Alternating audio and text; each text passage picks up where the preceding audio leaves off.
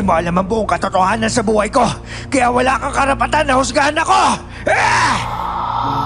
Ganun yata talaga kapag nakagawa ka ng kasalanan. Nakakarma ka. Hindi kinaya ng asawa ko ang nangyari sa kanya. Hirap na hirap siya kaya mas pinili na lang niya magbakamatay.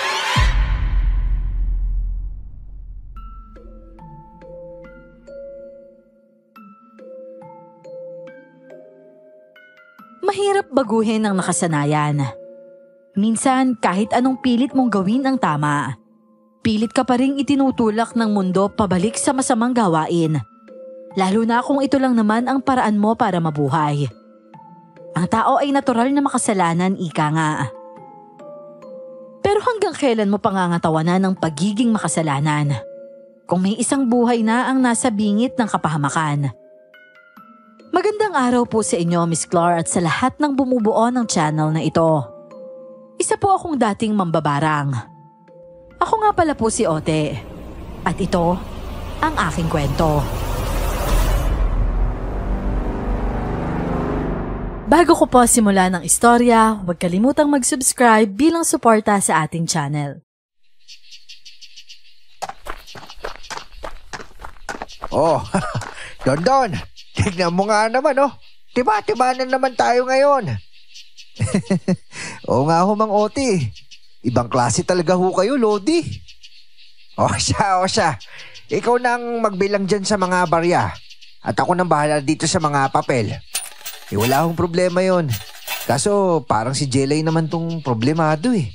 Tignan nyo ho. Habay, nalinti ka na. Hoy, Jelay, huwag kang humalong baba dyan. Habay, mamalasin tayo niyan sa ginagawa mo eh. Tay, hindi po ba kayo nakukonsensya sa ginagawa nyo? Binibigyan nyo po ng sakit yung mga taong wala namang atraso sa inyo. Di po ba bad yun? Jelay, anak, makinig ka sa tatay ha. Itong ginagawa ko, hindi lang to para sa akin. Para sa atin to. Para may panggastos tayo araw-araw sa pagkain, saka sa iba pang kailangan natin. Jelay, tama si Mang Ote. Dapat sa panahon ngayon, practical na tayo. Kasi kung hindi tayo gagawa ng paraan para kumita, kawawa tayo. Magugutom tayo. Hindi po ba pwedeng sa malinis na paraan kayo kumita? Yung walang sinasaktang ibang tao.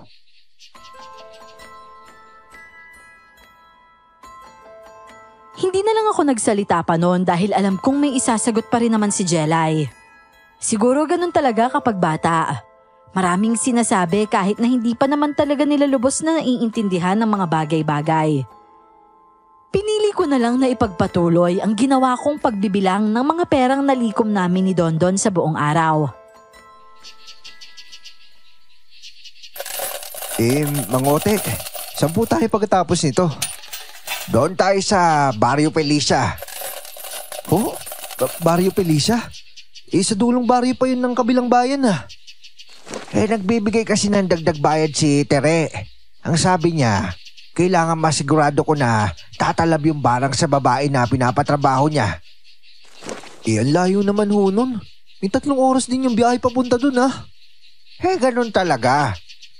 Kailangan ko rin kasi makasiguro na hindi babalik sa akin yung sumpa ng barang. Saka nagdagdag din kasi ng bayad si Tere. Kaya hindi ko matanggihan yon. Saka malay mo, may mahanap tayong customer pa doon, di ba? Ay, nako. Sana naman may magandang chika babes doon. Para naman mas ganahan akong kumayod. Aba, kung makapagsalita ka dyan, parang ikaw talaga yung kumakayod ah. Ikaw lang naman yung nag-a-assist sa kanila at tumatanggap ng bayad ah. Kahit na ho, Mang Ote, trabaho pa rin naman yun eh. Saka nakakapagod din ho kaya yun. Tignan nyo nga ho, namamayat na ako. Oh, di mabuti nang magkanobya ka na. Abay, hindi ka na pabata. Hay, sana nga po walang magkamali na babae sa inyo, Kuya Dondon. Kasi kawawa lang siya pag nagkataon. Yung trabaho kasi ng magiging boyfriend niya, hindi malinis. Balintik tong batang to. Sinisiraan pa ako ng diskarte. Wala ka na magagawa dyan. Ganyan na yan eh. Kasi kung anong alam niyan tama, yun na dapat yung gawin. Ay nako. Kaso hindi naman tayo mapapakain ng paggawa na mabuti kasi. Wala na tumatanggap sa akin dahil sa edad ko. Tapos wala pa ako natapos. Kaya nga ako Mang Oti Mahirap talaga kapag wala kang pinag-aralan. Hirap maging mahirap. Kaya ikaw Jelay kapag nagkaroon ka ng pagkakataon makapag-aral, mag-aral ka na mabuti. Nang hindi ka matulad sa amin ni Mang Ote. Kaso, palipat-lipat naman po kasi tayo ng tirahan Paano po ako makakapag-aral niyan? Ilang buwan pa nga lang tayo sa isang baryo tapos lilipat na naman tayo ulit.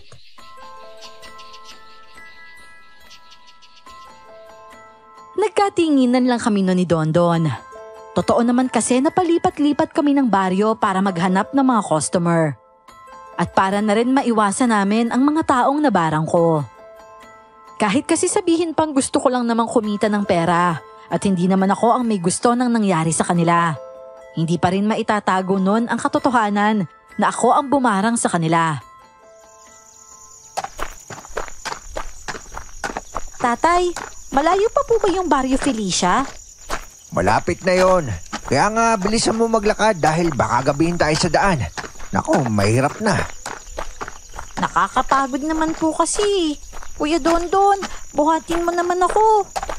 Ay, o siya sige. Halika dito. Sampa ka sa likod ko. Sige kuya. Kaso basa ako ng pawis, Jelay Yun na nga po Nagmamantika ka na nga po Nagmamantika talaga? Grabe ka naman sa akin, Jelay. Ginawa mo naman akong baboy. Joke lang po kuya. Pero alam mo po, dapat magsimula ka na pong maghanap ng paraan para makakita ng maayos na trabaho. Oh, may trabaho naman ako Saka maayos naman yung kitaan namin ni Mang Oti dito Ang ibig ko pong sabihin, yung trabaho na maipagmamalaki.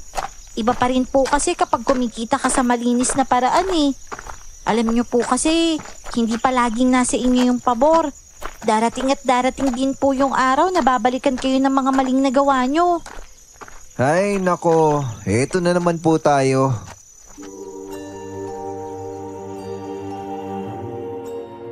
Alas 6 na nga ng gabi nang marating namin ang Barrio Felicia.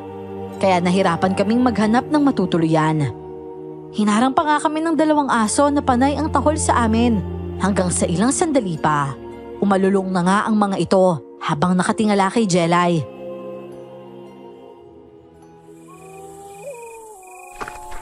Tatay! Tay! Nakakatakot po yung mga alulong nila Mang Ote, Diyos ko, baka kagating tayo niyan. Ano ba, Dondon? Kalalaki mong tao tapos takot ka sa aso? So, alis! Abay, hindi talaga kayo aalis, Eto sa inyo!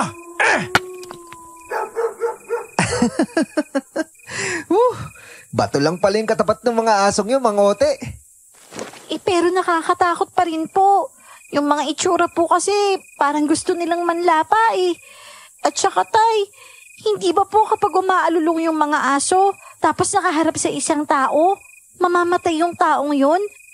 Ibig sabihin po ba niyan, isa sa amin ni Kuya Dondon yung mamamatay?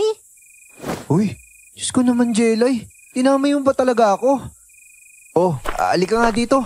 Kumatok ka sa kahoy, bilisan mo. Mamaya magkatotoo pa yung sinasabi mo Hindi pa ako handa, no? Hindi ko pa nga nararanasan makalik na isang babae tapos mamamatay na ako kagad. Saklap naman ng buhay ko kung ganun.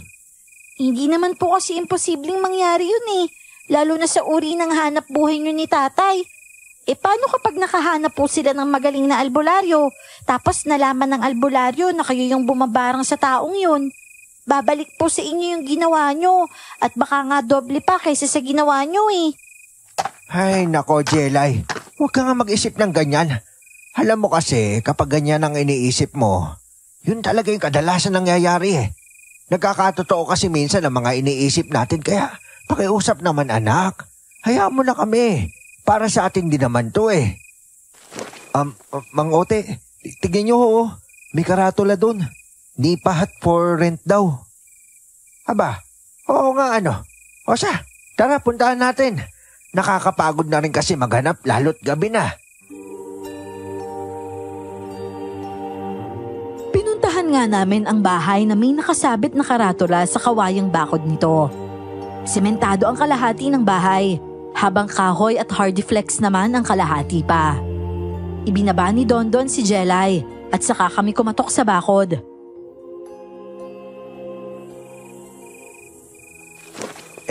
Para namang walang tao dito eh. Tingnan mo nga walang ilaw kahit gabi na. Oo nga po eh. Nako, sayang naman. Yan tuloy, parang kailangan pa natin lumakad at maghanap pa ng ibang matutuluyan. Abay, magandang gabi sa inyo. Diyos ko naman ho. Muntikan na ho kung atakihin dahil sa inyo eh. Magandang gabi rin ho. Magandang gabi ho. Ano bang kailangan ninyo? Mawalang galang na ho. Kilala niyo ho ba kung sino yung may-ari ng bahay na to? Nandito na sa harap niyo ang may-ari. Bakit ba? Anong atin? Magpapagamot ba kayo? Ho? Hindi ho. Kailangan lang ho kasi namin ng matutuluyan. Isakto ho, nakita namin yung karatula. Mag-aarkila kayo. Siya nga pala. Ako si Felipe. Ang tawag na iba sa akin, Ka Felipe. Ang iba naman Tandang Felipe. Pero kayo nang bahala kung saan kayo mas komportable. O siya, tara na. Doon tayo sa loob para mapag-usapan natin ha. Sige ho. Ako nga pala si Ote. Tapos itong binatang medyo chubby, ito si Dondon. At itong batang makulit naman si Jelay. Grabe ka naman, Mang Ote. Chubby talaga. Namamayat na ako Ay nako. Anak mo ba yung mga yan? Hindi ho.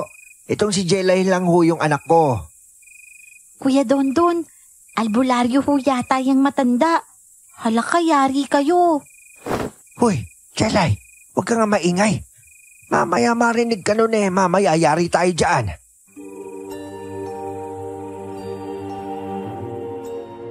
Nag-usap lang kami noon tungkol sa renta at niyaya niya na rin kaming doon na kumain sa bahay niya. Dahil nga gutom na ay hindi na kami tumanggi.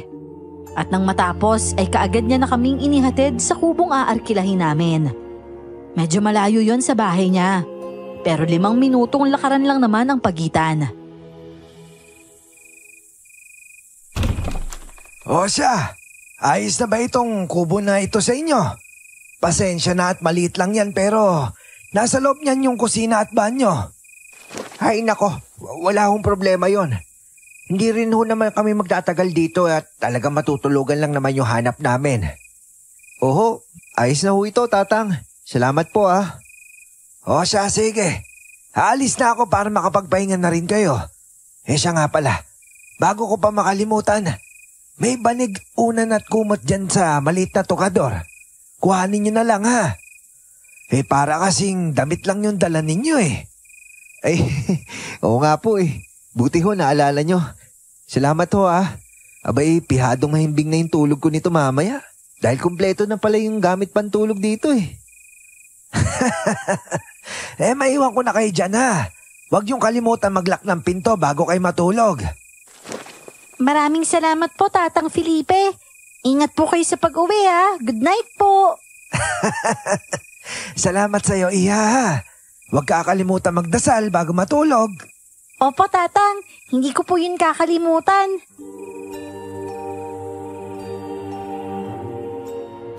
Nang makaalis na si Ka Felipe ay kaagad namang isinarado ni Dondon ang pinto saka inilakyon.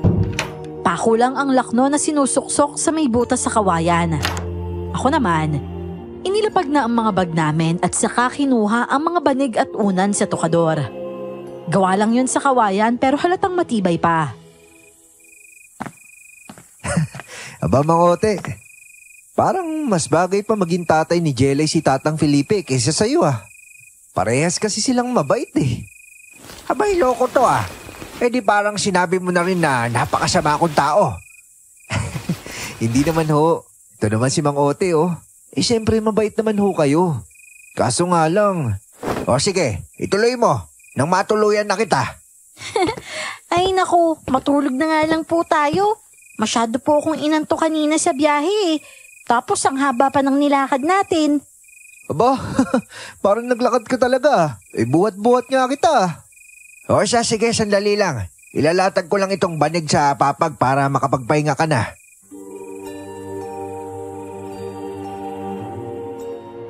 Ilang sandali lang naman ang lumipas ay kaagad nang nakatulog si Jelay. Sumunod naman si Dondon at ako ay umidlip lang saglit.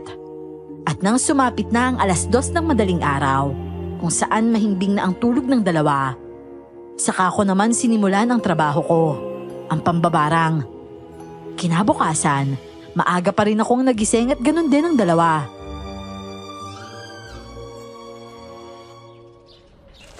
Good morning, Tay. Good morning, Kuya Dondon. Ay, magandang umaga rin, anak. Ba, ang ganda naman yata ng gising ni Jelay namin na yan ah. Syempre naman po. Komportable po kasi yung tulugan ko eh. At saka, ang sarap po ng hangin kagabi. Para nga pong may aircon dito sa sobrang lamig eh. Ganyan talaga. Kawayan kasi ang kubo kaya lumulusot talaga yung hangin. Abay, kahit ako nga napasarap yung tulog. O siya, mag-asikaso na kayo at maghahanap tayo ng mabibilihan ng almusal.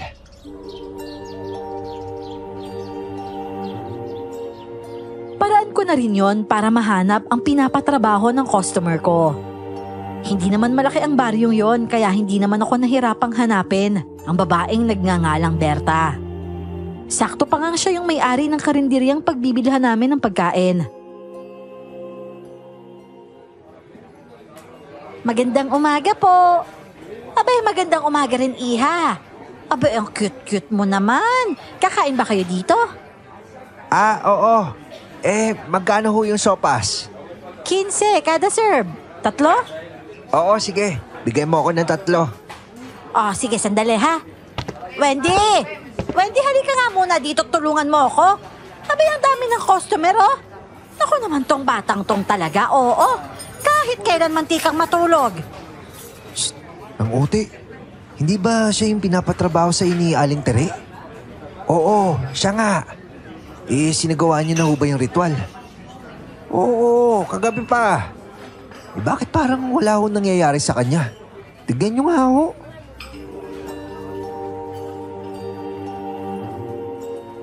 Hindi na naituloy pa ni Dondon ang dapat sasabihin niya nang mapabaling siya sa gawin ni Berta. Naroon kasi ang isang dalaga na sa hinuha ko ay anak nitong Wendy ang pangalan. Natampal ko tuloy nang wala sa oras si Dondon dahil kulang na lang ay pasukan ng langaw ang bibig niya dahil sa pagkakanganga. Aray ko naman ho, Mang Uti. Ba't naman ho kayo nananampal dyan? Ang sakit nun ah. Paano ba naman kasi? Makatitig ka dyan sa dalaga para ngayon ka lang nakakita ng maganda eh. Hindi naman ho sa ganun. Ewan ko ho ba? Bigla ho kasing nagorimentado tong puso ko na makita siya eh. Alam niyo yun? Naku, ito na yata yung tinatawag nilang love at first sight. Che, tigilan mo nga ako dyan sa kakordihan mong yan. Tignan mo naman to si Mang Oti oh. Parang hindi dumaan sa pagkabinata ah. Ay nako. Wendy, ikaw na ang mag-serve ng sopa sa kanila ha? 3 yung order nila. At ako nang mag-aasikaso dito sa mga magpapa-take out. Sige po, Nay. Yun.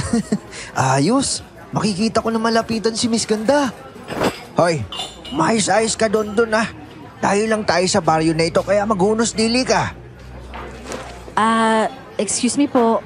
3 sopas po, no? Ito na po yung order nyo. Thank you po, Ate Ganda. Uy, ang cute mo namang bata. At saka, Ate Ganda talaga? Wendy ang pangalan ko. Ate Wendy na lang ang itawag mo sa akin. Totoo naman po kasing maganda ka, ate. Ang totoo nga po niyan, crush ka nga po ni Kuya, oh. Huwag mo nalang pansinin itong batang to. Madaldal kasi din talaga to eh. Salamat ah. Naku, wala yun. Sige na, kumain na kayo hanggat mainit pa. Masarap yan. Specialty kasi ni Nana yan eh. Sige, Iha. Salamat ah.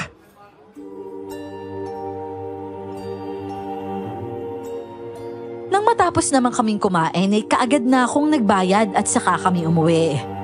Pansin kong parang wala ngang iniinda si Berta. Kaya naman kinagabihan, muli ko na namang isinagawa ang ritual ng pambabarang. Hanggang sa kinabukasan nga. Habang naglalakad-lakad ako upang pumunta sana sa karinderya at bumili ng almusal, ay nakita kong kumakatok si Wendy sa bahay ni Ka Felipe.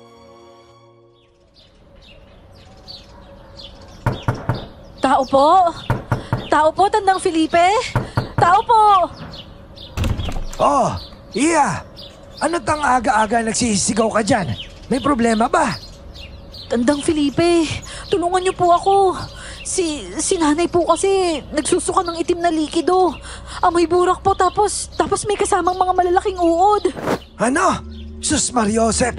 Sandali lang. Kukunin ko lang yung mga gamit ko. Walang yan naman. Abay, binabarang yung nanay mo, Iya! Dahil sa naging usapan nila ay nakumpirma kong tumatalab na nga ang sumpa kay Berta. Pero may bahagi sa aking naaawa sa babae. Para naman kasi siyang mabait. Ang kaso nga lang, kumabit siya sa may asawa. Alam kong hindi ko na dapat panghimasukan yon. Pero dahil nga pambabarang ang hanap buhay ko, wala akong magagawa kundi sundin ang gusto ng mga kliyente ko.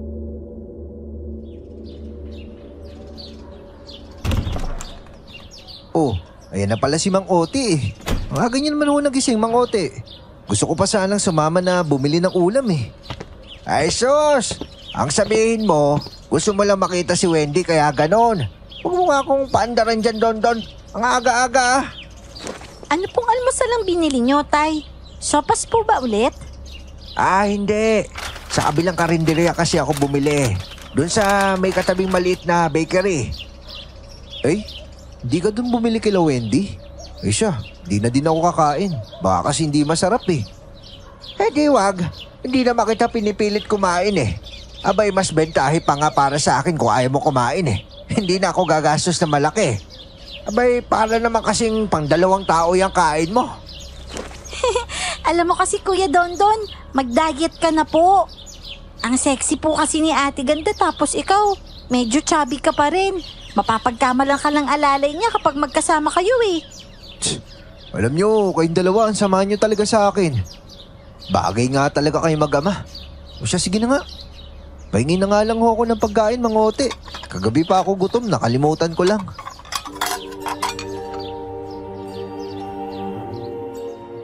Napailing na lang ako saka ibinigay kay Dondo ng pagkaing binili ko. Arroz caldo lang naman yon sa champurado at ilang pirasong pandesal. Mabuti na nga lang, may mga mangkok at ilang gamit din sa kusina na talagang magagamit namin sa pansamantalang pagtira namin doon. Pero habang kumakain naman kami, pansin ko ang bahagyang pagtamlay ni Jelay.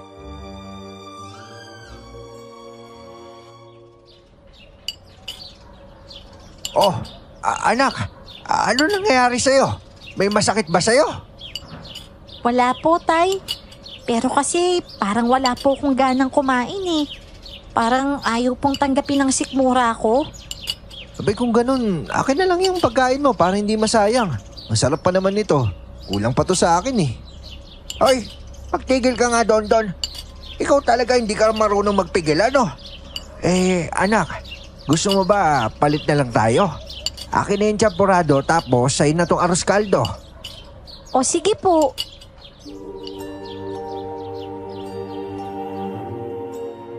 Pero nang isubo niya naman ng pagkain ay kaagad naman siyang napatayo saka dumiretso sa lababo. Nagsuka siya kaya naman sobra akong nabahala. Lalo na sa isiping baka magkatotoo nga ang sinasabi ni Jelay na baka sa amin bumalik ang sumpa.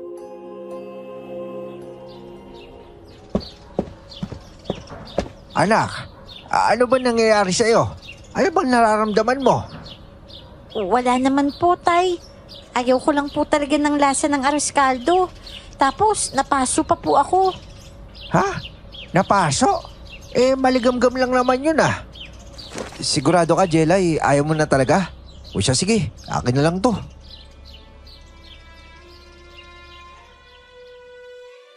Buong araw kong iniisip kung ano nga ba talaga ang nangyayari kay Jelay.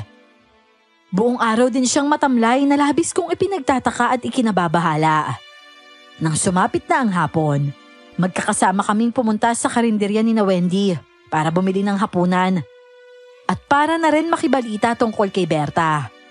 Nakasampa lang si Jelay sa likod ni Dondon dahil nga para siyang lantang gulay kung maglakad. Hi, Miss Ganda. Magandang hapon. Kakain kayo ulit dito? Oo sana eh. Bakit parang wala namang bawas yung mga pagkain dito? Wala ba kayong masyadong customer? Hindi po kasi nila nagustuhan yung lasa eh. Ako po kasi yung nagluto. Ha? Bakit? Nasaan ba yung nanay mo? At saka patigim nga ako nitong, ano ba to, adobo? May sakit po kasi siya eh. At opo, adobo po yan. Ha? Adobo yan? Adobong ano naman? Adobong atay ng manok. Ha? Atay ng manok yan? Oo, nadurog nga lang. Sige, eto na lang ano ba to? Chapsoy? Oho. Buti pa ho kayo, alam kung anong mga putahe yan, no? Kahit kasi ako, nalilito eh. Hindi ko talaga kasi ako nagluluto. Ako, marunong ako magluto. Gusto mo, tulungan kita dito. Kahit wala ng sweldo, basta libre lang yung kain. Hala, naku naman, wag na, nakakahiya. Wag ka na mahiya. Magaling magluto talaga tong si Dondon. Nga lang wala kasi kami lutuan sa tinutuloyan namin. Kaya sa karinderiyan na lang kami kumakain. Siya nga pala, ano nga palang nangyari sa nanay mo? Ang sabi ho ni Tandang Felipe, mukhang nabarang daw po si nanay eh. Nabarang? Nalaman niya ba kung sino yung bumabarang sa nanay mo? Hindi nga ho eh. Masyado raw ho kasing malakas yung pwersa kaya hindi niya ho malaman. Pero sabi naman niya, gagawan daw niya ng paraan. Ay nako, bakit nga naman kasi nabarang yung nanay mo? Ano? May naging kaaway ba siya?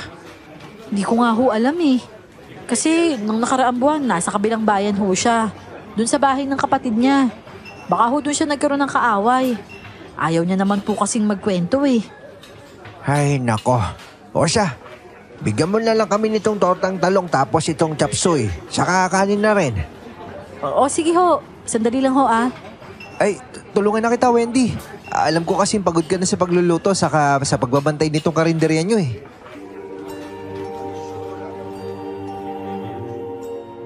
Inilapag lang ni Dondon si Jelay at saka pinaupo sa upuang nasa tabi ko. Pagkatapos ay siya na rin ang kumuha ng mga pinggan at kubyertos. Habang si Wendy naman ang sumasandok ng mga ulam. Nagkwentuhan pa kami noon at napag-alaman kong isa palang batikang albularyo si Ka Felipe. Inaamin kong nakaramdam ako ng kaba noon dahil isang malakas na albularyo ang makakalaban ko kapag nagkataon. Ang mas malala pa, sa kanya pa kami umuupa ng tirahan. Kinagabihan naman. Mangote, kawawa naman si Wendy. Wala naman siyang kaalam-alam na isa palang other woman yung nanay niya. Shh! Manahimik ka nga. Kita mo na nga may kasama tayong bata tulog naman si Jelay Pero, Mangote, hanggang kailan mo ba planong gawin itong ginagawa mo? Wala ka bang plano magbago ng landas? Kasi ako, mukhang may plano na ako Aba, wag mong sabihin dahil kay Wendy yan.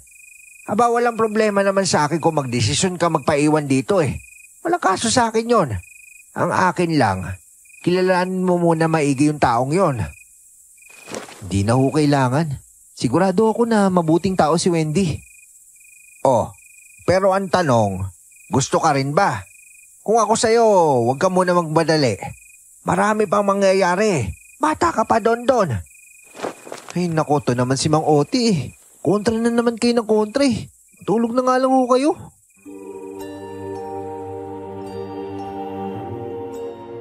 Hindi ka agad ako nakatulog ng gabing yon. Marami kasi talaga ang bumabagabag sa isipan ko.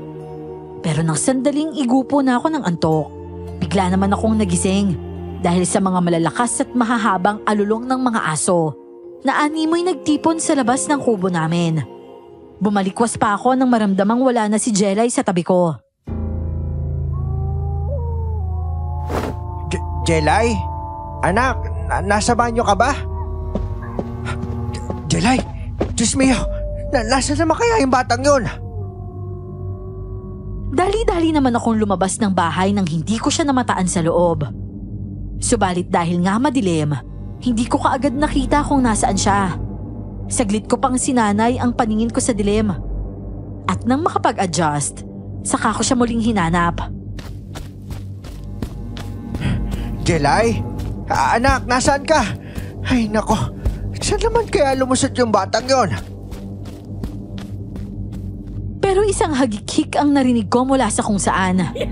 Pinakinggan ko pa yung mabuti hanggang sa mapagtanto kong kay Jelay galing ang boses na yon.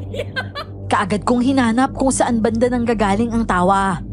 Hanggang sa makita ko nga siyang hinahabol ng isang kambing. Anak, anong ginagawa mo dito sa labas ng ganitong oras? Hindi mo ba alam na delikado para sa isang batang katulad mo yung lumabas ng ganitong kalalim ang gabi? Pero parang hangin lang ako na hindi niya nakikita. Dahil nitapunan ako ng tingin, hindi niya ginawa. Nagtataka ako kung bakit. Kaya naman kaagad ko siyang hinawakan sa braso. Pero kaagad ko rin siyang nabitiwan nang makita ko ang mga mata niya dahil sa sinag ng buwan. Diyos ko anak, ano ba nangyari sa mga mata mo? Bakit ganyan itsura mo? Jelay, bakit parang kang pusa? Tatay Ote, laro po tayo ng taguan. Ako yung taya. Magtago ka na po. Pinanindigan ako ng balahibo dahil sa pagkakasabi nun ni Jelay. Pero imbis na matakot at tumakbo, hinawakan ko siya sa magkabilang braso, saka tinitigan sa mga mata. Jelay, anak, ano ba nangyayari sa'yo? Huwag mo naman akong takutin ng ganyan. Tara na, umuwi na tayo. Ayoko po, tay. Dito lang po ako. Bakit? Delikado dito, anak. Basta dito lang po ako. Bitawan niyo po ako, tay. Hindi, anak. Uuwi na tayo. Sayaw at gusto mo. Aray! Punyemas! Jelay! Jelay, saan ka pupunta? Nabitiwan ko siya dahil sa sakit ng pagkagat niya sa kamay ko. Parang bumaon pa nga ang mga ngipin niya sa balat ko dahil sa lakas ng pagkakakagat niya sa akin.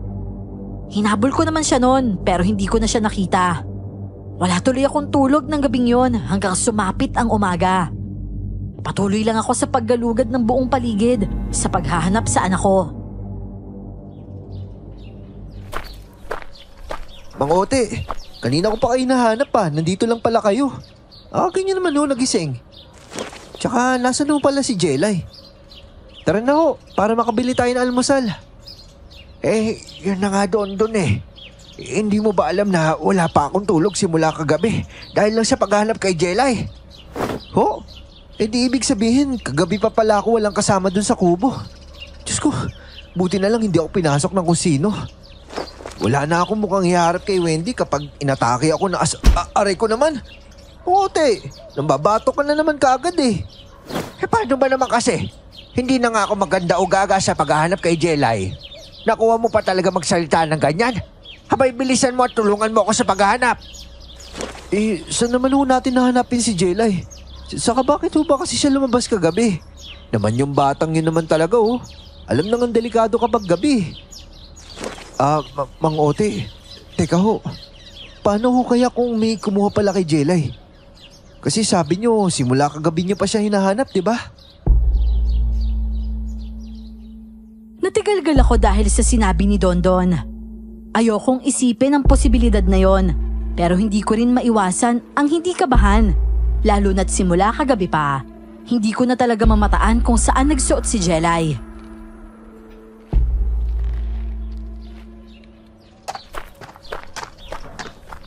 Mang Ote, mag-almusal na muna tayo. Para may lakas naman tayo sa paghahanap kay Jelay. Saka baka mamaya magpakita na rin yun. Baka naglalaro lang. Ay nako, ang sabihin mo nagugutom ka lang. Pero sige, tara na't mag-almusal sandali. Bilihan na rin natin ang pagkain si Jelay para kapag nakita natin siya, makakain na rin siya kaagad.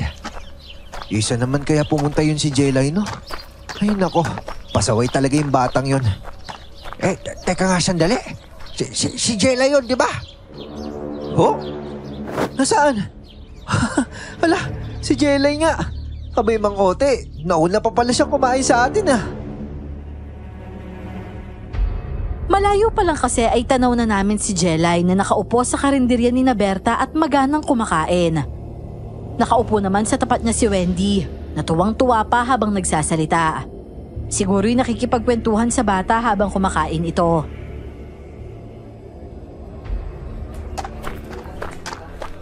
Oh, Don, Mang Ote, magandang umaga ho sa inyo. Ay, maganda umaga rin, Iha. Jelay, kanina ka pa ba dito? Ay opo, Mang Ote. Nagulat na nga lang ho ako kaninang madaling araw nung makita ko siyang nakahiga dito sa harap ng karinderya. Nagulat pa nga ho ako kasi hindi ko siya nakilala kaagad. Akala ko nga ho patay na eh. Knock on wood ho ah. May pasaway talaga tong batang to. Jelay, hindi mo ba alam? Kagabi pa naghahanap yung tatay mo sa'yo. Tapos nandito ka lang pala. Langya naman talaga oh. Pasensya na po kayo, Kuya Dondon. Hindi ko nga rin po alam kung paano ako nakarating dito eh. Basta kanina po, nagulat na lang ako nang gisingin ako ni Ate Wendy. Tapos wala pala ako sa kubo. Jelay, seryoso ka ba na wala ka naaalala tungkol sa nangyari kagabi? Wala po talaga, tatay eh.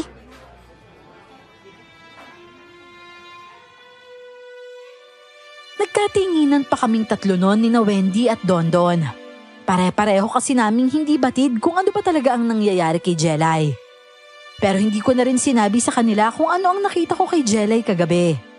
Kung paanong naging parang mata ng pusa ang mga mata niya. Nakakatakot, pero pilit ko yung iwinawaksi sa isipan ko. Hindi pa po ba tayo uuwi, Tay? Nagawa niyo na rin naman po yung trabaho niyo, hindi po ba?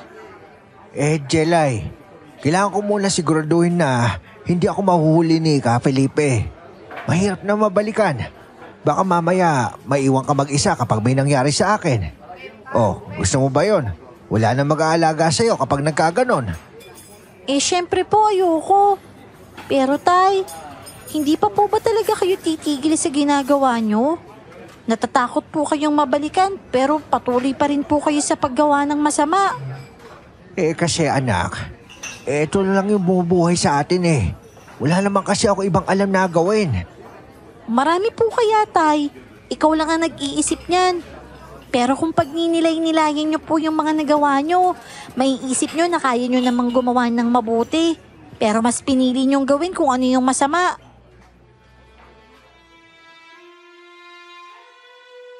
Natahimik na naman ako dahil sa sinabi niya. Tama naman kasi siya. Kahit kasi pilitin ko ang sarili kong iwanan na ang masamang gawain ko, may mga tao pa rin talagang hinahanap ang serbisyo ko. Kaya kahit anong pagtakas ang gawin ko sa nakaraan ko, pilit pa rin ako nitong hinahabol hanggang sa tuluyan na nga ako nitong mapabalik sa dating gawain ko.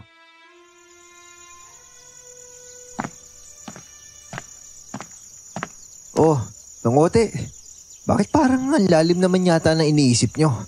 Teka, nagkapit na ho ba kayo? May dala ho ako ditong kasaba cake. Specialty daw to ni Wendy. Oh, akala ko ba hindi siya marunong magluto? Ng ulam po. Pero kapag panghimagas, gamay na gamay niya ho yun. Ganon ba? O siya, sige. Magtimpla ka na rin ng kape at sakto yung dala mong kasaba cake. Si Jelay ho, nasaan? Nasa loob, natutulog. Pakagising mo nga't 4:00 na. Mamaya yan, hindi na siya matutulog sa gabi. At baka kung saan naman makarating yon. O sige ho.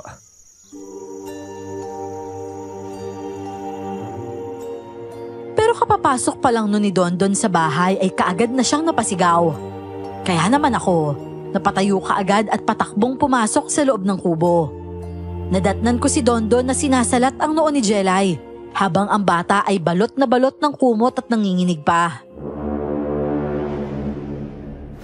Mangote, ang taas ho ng lagnat ni Jelay. Kanina pa ho siya nanginginig dito eh. Ano? Diyos ko, ilang minuto lang naman ako nawala sa tabi niya. Kanina maayos pa naman yung pakiramdam niya. Jelay? Jelay anak, ano nararamdaman mo? Ang lamig po, Tay. Hindi ko na po kaya yung lamig. Diyos ko, Mangote, ilapit na ho kaya natin siya kay Tatang Felipe. Hindi pwede. Baka malaman ni Ka Felipe na ako'y tumatrabaho kay Berta. Hindi ako maaaring lumapit sa kanya. Teka sandali, kukuha ko ng maligamgam na tubig para ipuna sa kanya. Ikaw, puntahan mo si Wendy. Talungin mo kung saan banda yung malapit na butika dito na makabili ka ng gamot ni Jelay para sa lagnat. Sige ho, Mang Ote. Nagmamadali akong nagsali ng mainit na tubig sa isang plangganita. Saka nilagyan niyo ng malamig na tubig para lumigamgam. Kumuha rin ako ng bimpo na gagamitin kong pamunas kay Jelay. Nanginginig ang mga kamay ko noon dahil sa sobrang kaba. Hindi kasi talaga ako maalam mag-alaga ng may sakit kahit na simpleng lagnat pa yan. Ilang taon na rin kasi si Jelay nang mapulot ko siya mula sa bukana ng baryo kung saan nakita ko siyang palaboy-laboy. At simula noon, hindi pa talaga siya nilagnat ng ganito katindi.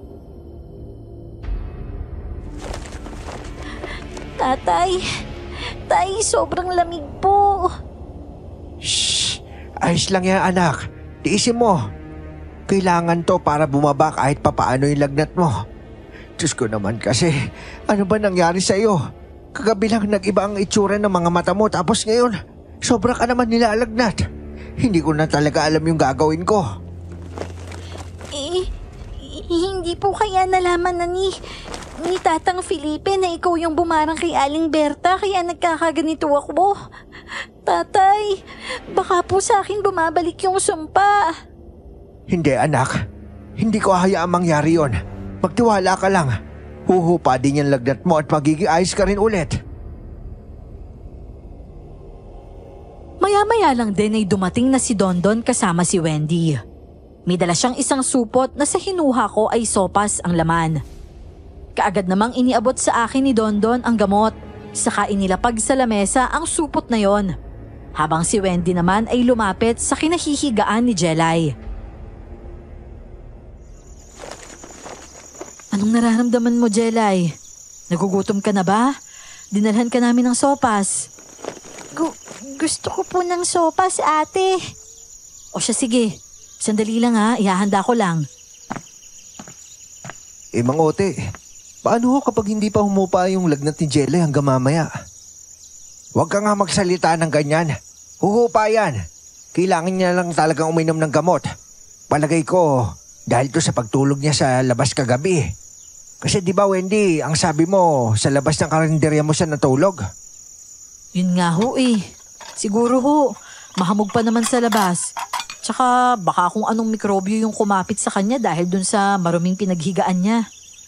Ay nako, pero sana talaga humupa na yung lagnat niya. Abay, hindi ko na alam ang gagawin ko dahil wala naman ako alam sa pag-aalaga sa bata eh. Nasaan ho ba yung asawa ninyo kung hindi nyo humamasamain? Wala ko asawa. Ho? Paano kung walang asawa? Wala as in sumakabilang buhay na? Wala. As in wala. Hindi na nakapag-asawa yan si Mang Ote dahil sa trabaho niya. Palipat-lipat kasi siya ng tirahan eh. Hanggang sa makita niya si Jelay na palaboy-laboy sa daan. Naawa siya kaya dinala niya sa bahay para maalagaan. Hindi niyo ho pala tunay na anak tong si Jelay. Kala ko ho kasi totoong anak niyo eh. Magkahawig naman po kasi kayo. Talaga ba? Oo, Mang Ote. Kahit nga ako, nag-iisip baka may nobya kay dati na nabuntis niyo eh. Kaso hindi niyo lang pinanindigan. Ano? Hindi nga ako nagkaroon ng nobya kahit na minsan tapos pagkakamalan mo pa ako nakabuntis. Hoy Dondon, pinapasama mo talaga ang imahe ko no? Kahit ganito ako, hindi ko makakayang gawin yun sa isang babae. Ano lang ho yung kaya niyong gawin? Aray ko naman ho, Mang Ote! O sige, ituloy mo. Ang sakit naman ho niyan. May batuhin ba naman ako ng tsinelas na sandugo? Kotang-kota na kayo ha. Napakatabil ng dila mo eh. Minsan kasi matuto ka rin tumahimik. Abay mas masahol pa sa babae ang bibig mo kada dakdak eh. Ba't hindi mo tularan to si Wendy? Kay babaeng tao pero tahimik. Siguro pinaglikan ng nanay mo sa kipay ng baboy ano?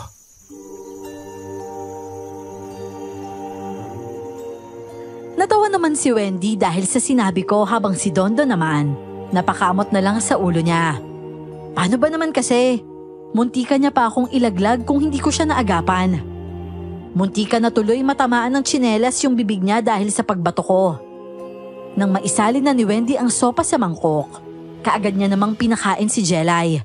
At pagkatapos ay saka namin siya pinainom ng gamot.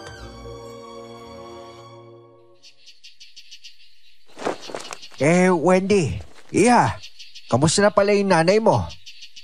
Ayun po, maayos naman na po. Hindi na po siya nagsusuka ng mabahong likido at saka mga bulate. Kaso nanghihina pa rin ho siya kaya hindi pa rin siya makatayo sa higaan niya.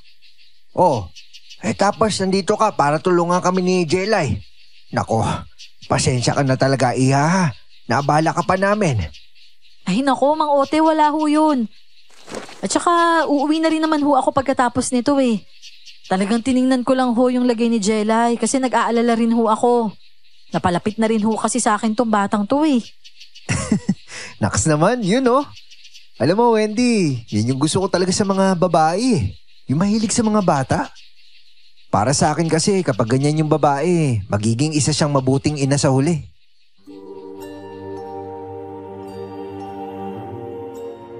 Pinamulahan naman ng mukha si Wendy noon dahil sa sinabi ni Dondon.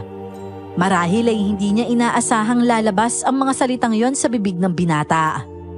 Ako naman, pasimpleng ngiti lang dahil sa tingin ko ay konting tulak na lang at mahuhulog na rin itong si Wendy kay Dondon. Kahit naman kasi maingay si Dondon, hindi pa rin maipagkakailang may mabuti itong puso.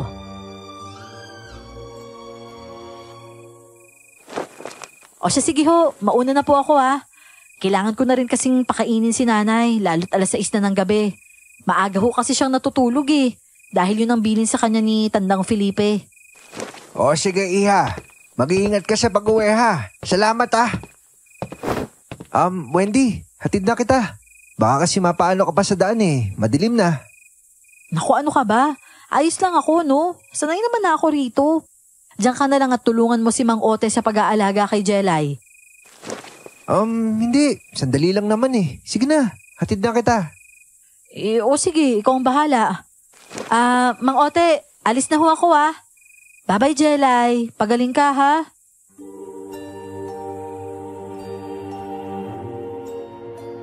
Nang makaalis na ang dalawa ay siya namang pag-alingaw-ngaw ng mga alulong ng aso. Napamasid ako sa paligid dahil kakaiba ang nararamdaman ko. Maya-maya pa, bigla na namang nanginig si Jelay na para bang kinukumbulsyon. Nang kapain ko naman ang noo at leeg niya. Napakalamig nun.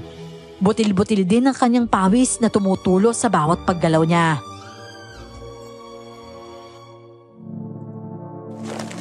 Diyos ko, Jelay, ano naman nangyayari sa'yo? Bumaba na yung lagnat mo pero nanginginig ka pa din. Ano bang gagawin ko sa iyong bata ka? Ilang segundo lang ay tumigil na rin sa panginginig ang katawan ni Jelay. Pero nagulat ako at tila na itulos sa kinatatayuan ko nang bigla siyang tumingin sa akin.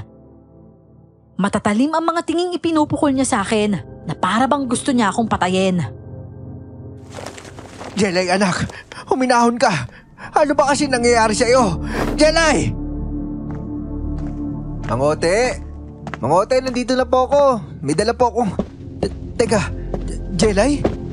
Hala, Mangote, ano ba nangyari kay Jelay? Bakit kayo sa makatingin?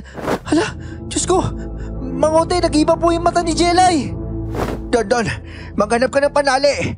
Kahit anong panali, bilisan mo. Kailangan natin siya maigapos bago pa tangkain lumabas sa kubo.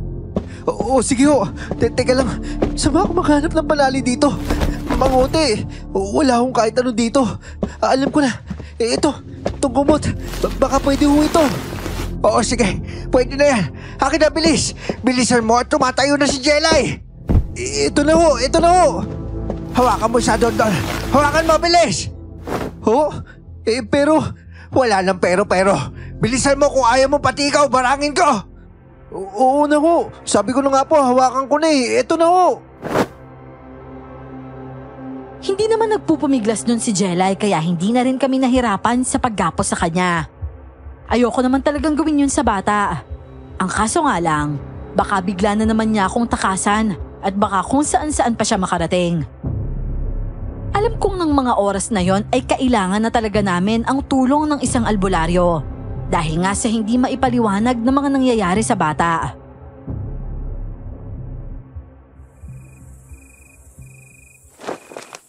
Mga ote, ano na kung plano nyo? Dapat ho kasi talaga ipatingin natin siya kay Tatang Felipe. Kahit na wag na ho kayong sumama. Ako na lang ho yung magdadala sa kanya. Sa tingin nyo ho, di ho kaya naipasa na talaga kay Jelay yung sumpa? Dahil lang sabi, malakas ang puwersa mo kaya itong bata na lang yung pinuntiryan ng albularyo. Hindi, imposible yun, Dondon. Kasi kung sakali, di sana napalayas na tayo dito sa kubo. Malay nyo, nagpapanggap lang silang hindi nila alam na ikaw yung bumabarang kay Aling Berta. Baka ginagawa lang nila yun para makita nila yung epekto kapag binalik sa iyo yung sumpa. Pero hindi naman barang ang nangyari kay Jelay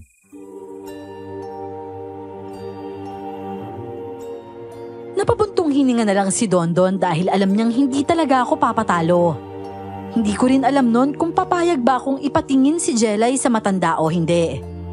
Pero hindi ko na rin kasi kayang makita si Jelay na parang wala sa sarili. Hanggang sa ilang sandali lang, muli na naman itong kinumbulsyon.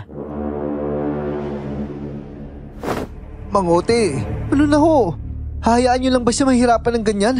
Mangote, maawa ka naman sa bata. Diyos ko, sandali bubuhati ko siya. Buksan mo yung pinto, Dondon. Bilisan mo! Ito na ho, bilisan mo natin. Namamawis na ho si Jelay. Dondon, pakisarado yung pinto tapos sumunod ka na sa amin Oo. Halos takbuhin ko na ang daan papunta sa bahay ni Ka Felipe para lang makarating kami kaagad doon. Hindi ko na nga alintana noon ang bigat ni Jelay at para na rin akong lumilipad sa bawat paghakbang ko. Mabilis naman na humabol sa amin si Dondon at ilang sandali pa, nakarating na nga kami roon. Katukin mo na, Dondon. Bilisan mo. Nakakaawa na si Jelay. Bilisan mo. Oo. Tao po. Tatang Felipe. Tatang Felipe. Si Dondon ho ito, Tatang. Mangote. Parang wala naman hong tao dito Tingnan nyo Wala naman ni isang ilaw na kasindi. Nako. Diyos ko. Paano na tayo nito ngayon? Sandali lang ho. Susubukan ko puntahan sila, Aling Berta. Baka ho nandun si Tatang Felipe at ginagamot siya. Hindi na hinintay pa ni Dondon ang sagot ko at kaagad nang tumakbo papunta sa bahay ni Berta. Naaawa at nanlulumo na lang ako napatingin kay Jelay na tila lantang gulay na sa mga bisig ko. Nanlalamig na siya sa pawis at namumutla na rin ang kanyang bibig. Tila nang hina ako dahil sa itsura ng anak ko at kaagad akong napaluhod sa lupa. Diyos ko, pagiliin niyo ho sana yung anak ko. Hindi ko kayang nakikita siya ng ganito. Ayoko siyang mahirapan kaya pakiusap po. Pagalingin niyo ho siya. Nakikiusap po ako sa inyo. Nang mga oras na yon ay para akong natauhan sa mga ginagawa ko. Siguro nga ito na yung karmang laging sinasabi ni Jelay sa akin. Pero hindi ko matatanggap na mawala siya sa akin. Mahal na mahal ko ang anak ko at handa akong gawin ang lahat maging maayos lang siya. Mangote, nandito na ho si Tatang Felipe. Ote, kinukumbulsyon daw na matindi si Jelay. Oo, Tatang Felipe. Buti nga ngayon hindi na kaso kanina pa siya hindi nagigising Humihina na rin yung tibok ng puso niya. Ka Felipe, tulungan niyo ho yung anak ko. Parang awa niyo na. Nakikiusap po ako. Titignan ko kung ano magagawa ko, Ote. O siya, tara na sa loob at nang matignan ko na yung lagay ng bata. Dondon iyo, pakitulungan mo nga itong si Ote. O sige ho, Tatang. Mang Ote, parang hindi na huminga si Jelay. Tignan niyo ho, para maputla na ho siya. Diyos ko, Ka Felipe, tulungan niyo po yung anak ko. Hindi magkamayaw sa pag-agos ang mga luha ko noon dahil sa labis na pag-aalala. Nang makapasok na nga kami sa loob ng bahay ng matanda, ay kaagad kong inilapag si Jelay sa isang papag na naroon sa sala. May banig naman doon at unan. Todo dasal ako noon na sana na mali lang si Dondon ng pakiramdam at hindi pa talaga nawawala ng pulso si Jelay.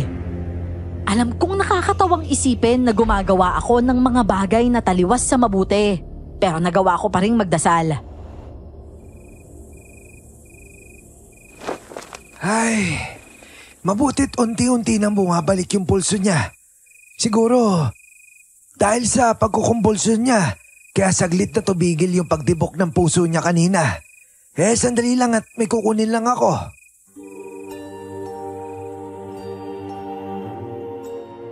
Pumasok sa isang kwarto si Ka Felipe at paglabas niya, may bitbit na siyang iba't ibang bote na naglalaman ng mga likido. Una niyang ginamit yung tila lana at saka inihaplas sa noo, kamay, tiyan at paa ni Jelay. Makakatulong ang lanang ito na may halong halamang gabot upang hindi pasukin ng hangin ng katawan ng bata. Kaya siya nilalamig kasi hindi mo siya inaaplasan. Wala naman ho kasi akong lana sa bahay o kahit anong panghaplas. Ganun ba? O siya, sige. Hayaan mo't padadalahan kita ng may magamit kayo roon. O siya, kumain na ba kayo? Hindi pang ho, tatang meron ka ho ba dyan? Baka pwede hong makikain. Kakapalan ko na po yung mukha ko kasi gutom na po talaga ako Wala naman problema doon. O siya, kumain ka na lang dun sa kusina. Ikaw nang bahala mag-asikaso sa sarili mo, ha? Malaki ka na. Feel at home lang. Yun! O sige ho, kain po muna ako Mang Ote, kayo ba? Ikuha ko na rin ho ba kayo? Ote, sige na. Kumain ka na rin doon. Salamat ho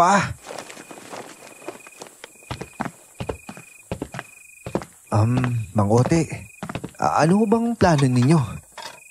Anong plano ko? Anong ibig mo sabihin? Itutuloy pa rin ho ba niyo yung nasimulan nyo? Yung pambabarang kay Aling Berta? Shh! Manahimik ka nga dyan. Baka masabok pa kita. Kapag talaga nabisto tayo dito, ikaw yung babarangin ko.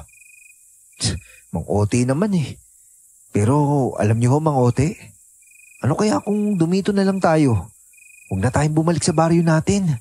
Total, wala rin naman tayong babalikan dun Pare-pareho naman tayong walang pamilya. Dito na lang tayo magbagong buhay.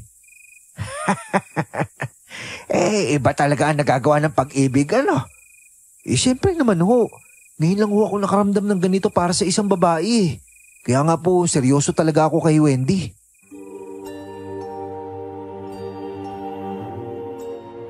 Nang matapos kaming kumain ni Dondon ay kaagad na kaming bumalik sa sala, kung nasaan sina Ka Felipe at Jelay.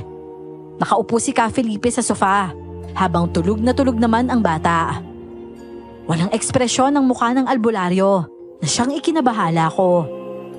Hindi ko alam pero parang biglang binundol ng matinding kaba ang dibdib ko ng mga sandaling yon.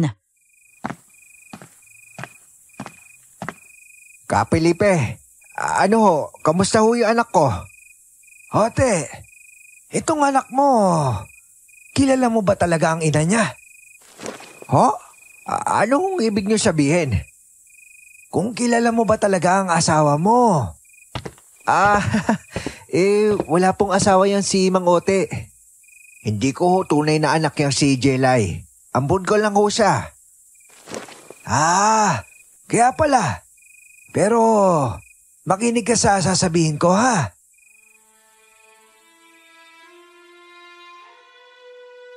Saglit na pumailan lang ang katahimikan sa pagitan naming lahat noon, bago muling nagsalita si Ka Felipe.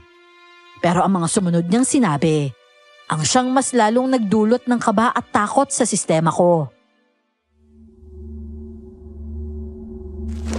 Ote, Dondon, si Jelay, meron siyang dugong aswang. Ano ho? Isa pong aswang si Jelay? Diyos ko, kaya pala nung nakaraan, naging parang pusa yung mga mata niya. Isa sa mga magulang niya ang aswang. At ngayon, unti-unti na nangingibabaw ang dugong aswang sa sistema niya. Kaya kailangan natin itong agapan bago pa siya tuluyan talunin ng halimaw sa loob niya. Mabuti na nga lang at hindi pa siya nakakatikim ng dugo at sariwang laman ng tao. Mas madali pa natin siya magagamot. Pero, Ka Felipe, magagamot pa ho ba yun? Nasa dugo niya yung pagiging aswang, di ba? May punto ka naman. Ang magagawa lang natin sa ngayon ay yung bigyan siya ng pananggalang. Isang proteksyon upang hindi tuluyang manaig sa kanya ang pagiging isang aswang. Ginawan nga ni Ka Felipe ng proteksyon si Jelay at doon na muna niya kami pinatulog sa bahay niya. Kinabukasan, iniwan na muna namin si Jelay doon. Saka kami pumunta sa karinderya ni na Wendy para bumili ng almusal. Nakakahiya naman kasi kung pati pagkain namin iaasa pa namin sa matanda. Don, sino kaya yung kausap na lalaki ni Wendy? Manliligaw niya kaya yon? Abay, kagandang lalaki nun eh. Oh, hindi naman ho siguro. Ngayon ko lang nakita yan dito eh. Aba, malay mo naman kung may trabaho pala yon kaya ngayon lang nabisita si Wendy. Ang OT naman eh. Inasam niyo ba ako? Mas gwapo naman ako sa kanya kahit medyo chubby ako ah. Saan banda? Hindi ko kasi makita eh. Aba, nagagawa niya na magbiro ng ganyan ah. Samantalang kahapon, alalang-alala kayo kay Jelay. Naiyak pa nga kayo eh. Abay malamang, anak ko yun eh. Nasa bingit na nakapahamakan ng buhay niya. Oh, sino hindi mag-aalala kapag ganon? Sabi ko nga. Oh, Don, Mang Ote. Kayo pala. Magandang umaga sa inyo. Magandang umaga rin, Iha. O sige Wendy babalik na lang ako sa mga susunod na araw. Sige po Sir Dindo, wala pong problema. Sinabi ng Dindo na lang eh. Huwag mo na akong tawagin sir kasi masyadong formal. Siya sige, Dindo. O siya sige, una na ako Wendy, sino yun? Manliligaw mo? Hindi no. Ano lang yun, nagtatanong-tanong lang. Bakit kailangan niyo pa magkita ulit? Ewan ko. O siya, ano bang gusto niyong ulam? Si Aling Berta ba yung nagluto nito? Ako pa rin. Pero binigyan naman ako ni nanay ng recipe. Kaya medyo okay na yung lasa niyan. Kaya marami na rin bumili kanina. Abay, mabuti naman kung ganon. Siya, bigyan mo nga ako nitong tortang hipon saka sopas para kay Jelay. Sige po, sandali lang po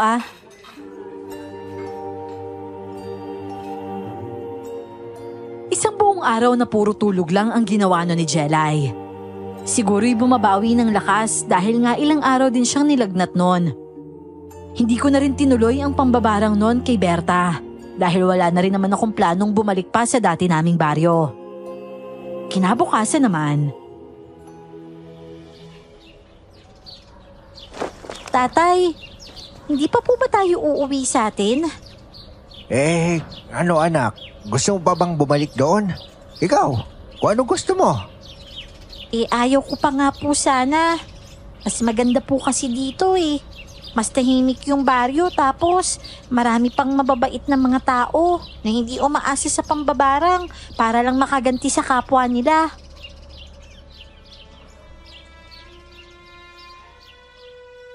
Hindi ako nakaimik sa sinabi niyo ni Jelay.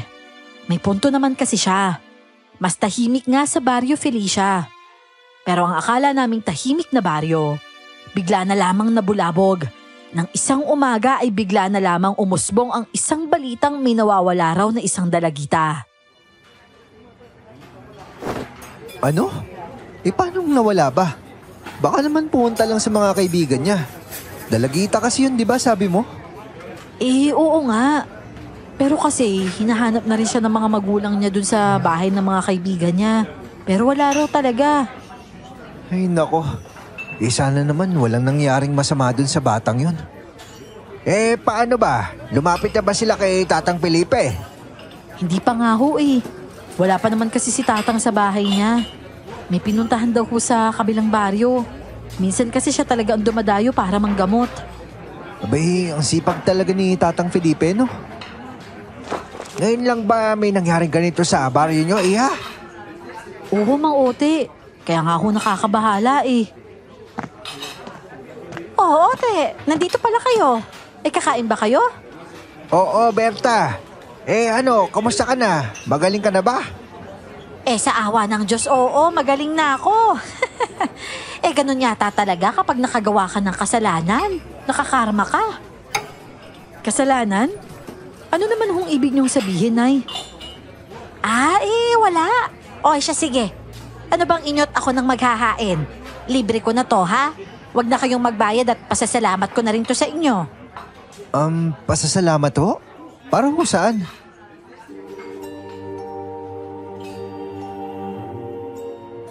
Imbis na sumagot ay isang tipid na ngiti na lamang ang iginawad sa amin ni Berta. Lalo na sa akin. Ngiting may ibig sabihin pero hindi ko lubusang maarok kung ano. Ipinagkibit balikat ko na lamang yon. Kinagabihan naman, habang mahimbing nang natutulog ang dalawa ay hindi pa rin ako dinadalaw ng antok. Pabiling-biling lang ako sa higaan ko dahil pakiramdam ko talaga ay sobrang maalinsangan ng gabing yon. Ay nako, ano ba naman to? Bakit sobrang init naman yata ngayon?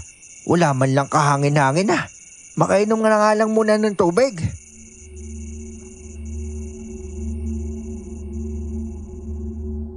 Pero isang pagaspas mula sa taas ng bubungan ng umagaw sa atensyon ko. Hindi pa man ako nakakababa ng higaan. Nakita ko na ang anino nito na paikot-ikot sa itaas ng kubo namin.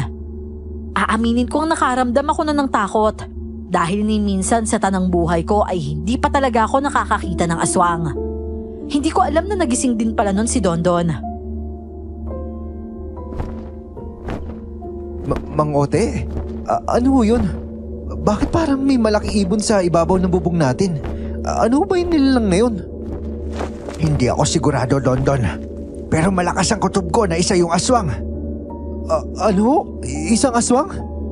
Wala naman ibon dito na ganun kalaki, Dondon eh. Halata naman sa pagpagaspas pa lang ng pakpak niya eh. Diyos ko, ayoko pa humamatay, Mang Ote. Kailangan ho natin ng pangontra. Asin at bawang daw yung katapat ng mga aswang. Wala naman tayong pangontra dito eh. Hindi nga tayo nagluluto dito, di ba? Saan tayo kukuha ng asin at bawang dito? Mang Ote, paano na yan? Wala tayong panlaban sa aswang na yan. Pero maging si Jelay ay nagising na rin nang sabay kaming napasigaw ni Dondon. Bigla kasing nayanig ang kubo na animoy lumilindol. Yun pala, inuuga ng nilalang na yon ang kubo namin. Mang Ote, ayoko pa pumamatay! Walang ya! Hoy aswang! Kapag hindi ka tumigil, yaayariin talaga kita! Tatay? Tay, bakit po kayo sumisigaw? Ano po yung nilalang na yun? Bakit may pula siyang mga mata? Sabay kaming napatingin ni Dondon sa gawi kung saan din nakatingin si Jelay. At doon nga ay namataan namin ang dalawang pares ng pulang mga mata. Muli na namang napasigaw nun si Dondon, habang si Jelay naman ay nagtataka pa rin. Anak, aswang yan nilalang na yan. Hoy, aswang! Umalis ka dito kung ayaw mong katayin kitang hinayubak ka! Hala, Mang Ote, parang pinagtatawan ng kapa niya oh. Narinig niyo ho yun? Oo, hindi naman ako bingi. Mang Ote, ano na pong gagawin natin? Nag-iisip pa ako noon kung paano nga namin mapapalayas ang nilalang na yon. Nang bigla namang may sumigaw mula sa labas. Pinakinggan pa naming mabuti kung kaninong boses galing yon. Hanggang sa mapagtanto na nga namin kung sino yon. Hoy aswang! Ako ang harapin mong animal ka! Lubayan mo ang kubo ko at ikaw yung pagkaayusin ko kapag nasira yan! Mang Ote, si Tatang Felipe yun. Dondon, bantayan mo si Jelay. Tutulungan ko si Ka Felipe. Wala naman ho kayo sandata. Parang may nakita akong buntot pagi dun sa lagayan ng banig at unan. Sandali, kukunin ko. Eto. Hala, oo nga, buntot pagi nga yan. Pero tay, baka kung ano pong mangyari sa inyo sa labas. Mag-iingat ako. Huwag kayong mag-alala. Nang makalabas ako ng kubo ay nakita kong pinapaikutan lang ng aswang ang matandang albularyo. Para bang inaasar nito ang matanda. Kaya naman bigla ko na lamang naihampas ang buntot paging hawak ko sa ere para tawagin lang sana ang atensyon niya. Pero hindi ko naman inaasahan na bigla na lamang siyang mapapadaing dahil sa ginawa ko. Hote! Mabuti na lang at nakita mo yung buntot pagi! Oo nga ho eh. Ayos lang ho ba kayo? At nagsama pa talaga kayo ng dalawang angal. Isang albularyo at isang mababarang. Nakakatuwa naman ang tandem ninyong dalawa. Manahimik kang aswang ka! Humanda ka sa gagawin ko sa'yo kapag nahuli kita! Yun ay kung mahuli mo ako. Biglang bumulusok ang aswang papunta sa amin. Mabuti na lang, agad din kaming nakaiwas. Pero sa kanan ako napunta habang si Ka Felipe naman ay sa kaliwa. Muli na namang pumailan lang ang malakas na tawa ng aswang. Dahilan upang mas makita ko ang napakapangit niyang itsura. Ang sayo nyo talagang paglaruan, ano? At nagawa mo pa talaga kami insultuin! Matapang ka lang dahil nasaan yung aswang ka! Pero ang totoo, hindi mo talaga kami kaya, hangal! Ano bang kailangan mo sa amin, aswang? Bakit mo kami ginagambala? Sikretong malupit lang yun, Ote. Pero hayaan mo, sa huli malalaman mo rin kung bakit. Sa ngayon ay maglaro muna tayo. Dinaluhong ako ng aswang at dahil sa pagkabigla, hindi kaagad ako nakagalaw. Para akong naestatwa at kahit simpleng pag-iwas, hindi ko magawa. Mabuti na lang at maagap nun si Ka Felipe at kaagad niyang natakbo ang pagitan namin. Umigas siya at kaagad na isinalag ang hawak niyang itak, dahilan upang masugatan ang aswang. Walang yang, Ote. Buisit, may pangontra ang itak mo. Malamang! Isa akong albularyo kaya may orasyon ang itak na ito. Idagdag pa ang katas ng bawang at kalamansi na pinahid ko dito. Kaya talaga mahapdi kapag dumampi sa balat yung mga aswang. Lintik ka talaga, matanda ka. Huwag ka makisali sa gulo namin. Wala kang pakialam kung ano mang gagawin ko sa lalaki yan. May kasalanan siya sa akin kaya kailangan niya magbayad. Eh bakit? Isa ka ba sa nabiktima ng pambabarang ni Ote, ha? Teka, sandali. Alam mo na, mambabarang ako. Isa akong albularyo, Ote. Malakas ang pakiramdam ko sa mga katulad ninyo. May pagkabobo ka rin pala, ano? Hindi mo man lang naisip yan. Sa bagay, sarili mo lang ang iniisip mo. Tumahimik ka, aswang. Hindi mo alam ang buong katotohanan sa buhay ko. Kaya wala kang karapatan na husgahan ako. Buisit ka talaga, Ote. Pasalamat ka at sugatan ako. Pero sa susunod na pagbabalik ko, sisiguraduhin ko na iisa-isayin ko kayo, mga buisit kayo! Hoy, aswang! Saan ka pumunta? Harapin mo kami! Duwag! Ote! Ote! Sandali lang! Huwag mo na siyang habulin! Mapapagod ka lang dahil nakakalipad siya at ikaw hindi! Nakakainis eh. Tara na ho muna sa loob. Baka kasi bigla siya sumugod ulit. Hindi pa siya babalik, Ote. Malaki ang sugat na nadulot sa kanya nitong bendidadong itak ko. Kaya duda ako dyan. Siya, sige na. Pumasok ka na sa kubo at uuwi na rin ako. Buti na lang at sa bahay siya dumaan kanina. Kaya nasundan ko kung saan siya pupunta. Ka Felipe. Maraming salamat ho ulit ha. Napakasama akong tao. At aminado ako doon pero pinakitaan niyo pa rin ako na mabuti. Ote, dahil alam ko ang bawat tao ay hindi likas na masama. Mabuti kang tao. Nga lang mas pinili mo magpa-impluensya sa masasamang gawain.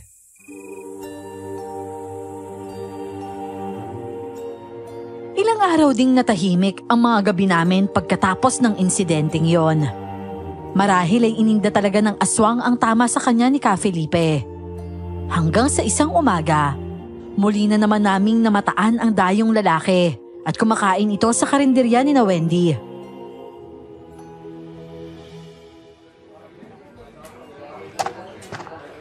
Good morning po sa inyo. Aba, ang cute naman ng batang to. Anak niyo ho ito?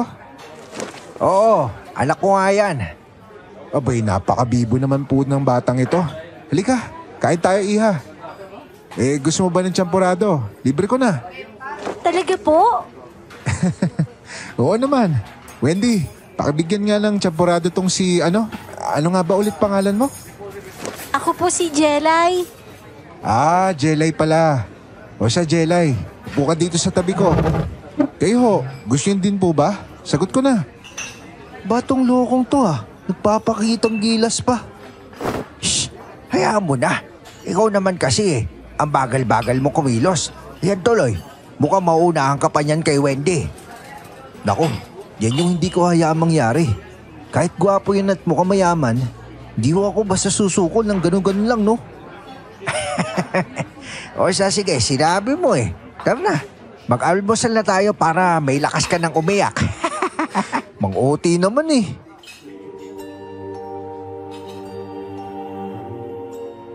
Napag-alaman naming Dindo pala ang pangalan ng lalaki. At siya nga ang nagbayad ng mga kinain namin. Hindi ko nga alam kung sinadya ba talagang damihan ni Dondon ang pagkain niya dahil alam niyang magpupamilit ang lalaki na sagutin ang almusal namin.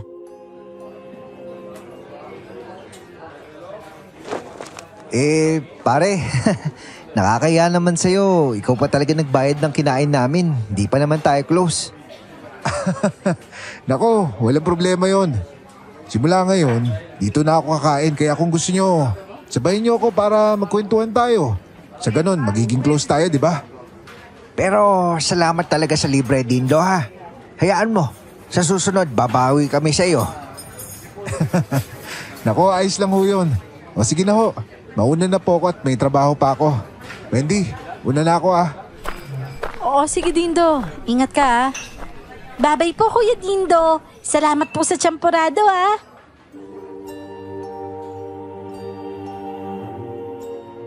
Nang makaalis na siya ay saka naman kinausap ni Dondon si Wendy. Natawa naman ang dalaga sa klase ng pagtatanong niya. Halata kasi sa tono niyang nagsiselo siya sa presensya ng lalaki. Wendy, manliligaw mo yung lalaking yun, no? Ano ka ba? Hindi, no? Talagang mabait lang siyang tao. Kaya feeling mo may iba siyang pakay sa akin. Pero ako nang nagsasabi sa'yo, wala yon, okay? Tsaka, bakit kung makapagtanong ka naman dyan parang boyfriend kita? Hindi ka nga rin nanliligaw sa akin Kaya hindi dapat big deal sa'yo yung pagpunta dito ni Dindo. Yan tuloy, Kuya. Basag ka tuloy. Bakit kasi ang torpe-torpe mo Ligawan mo na kasi. Bahala ka. Kapag naunahan ka ni Kuya Dindo, sorry ka na lang. Walang iyakan Ano, Dindo? Ang hina-hina mo kasi. Ala, napagsabihan pa nga ako ng isang bata. Kasalanan ko ba kung manhid yan? Hoy Dondon, narinig ko yun Sinong manhead? Wala naman ako sinabing ganun So, sige lang, mag-deny ka lang. Para sabihin ko sa'yo, hindi ako manhead, no? Pero anong gagawin ko kung hindi ka naman nagsasabi?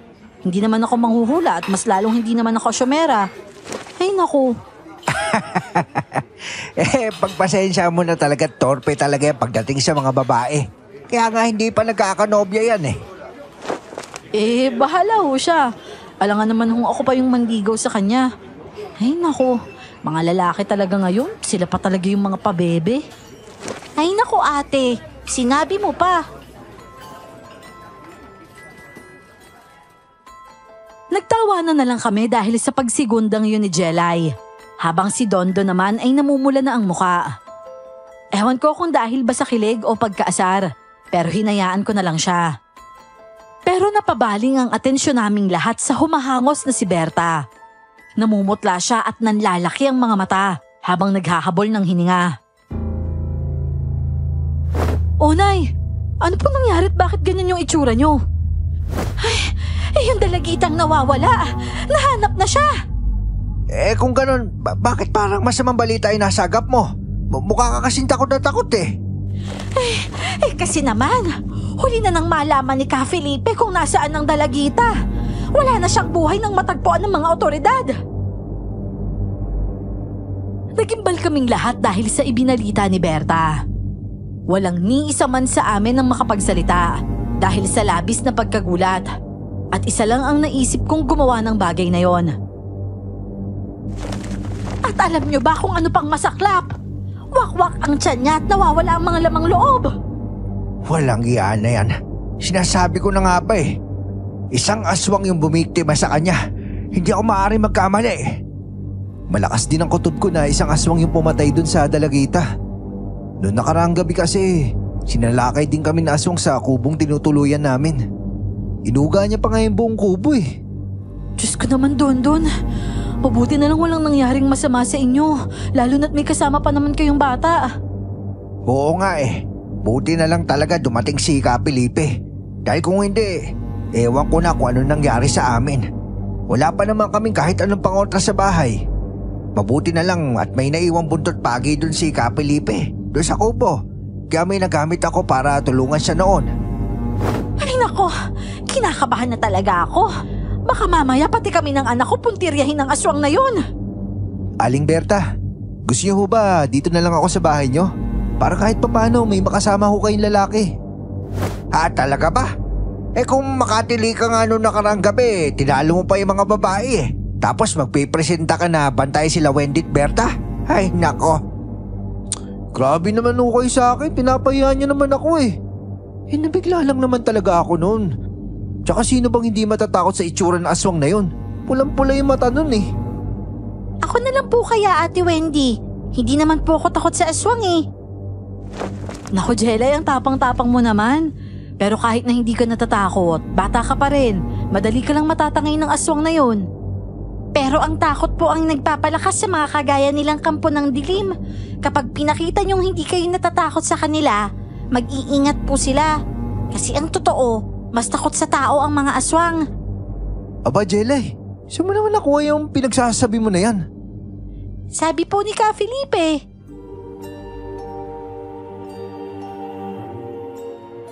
Pinabaunan naman kami ni Berta ng mga pangontrang asin, bawang at kalamansi pag uwi namin. Hindi na kami tumanggi dahil malaking tulong din yun sa amin, sakaling muli na namang umatake ang aswang. At hindi nga ako nagkamali. Dahil kinagabihan, muli na namang pumaroon ang aswang. Pero sa pagkakataong yon, nag-iwan lang siya ng isang patay na kambing sa labas ng kubo at saka tumatawang umalis. Anak ng, napakasahol talaga yung aswang na yun. Buntis pa talaga yung kambing na biniktima niya. Diyos ko, kawawa naman yung kambing.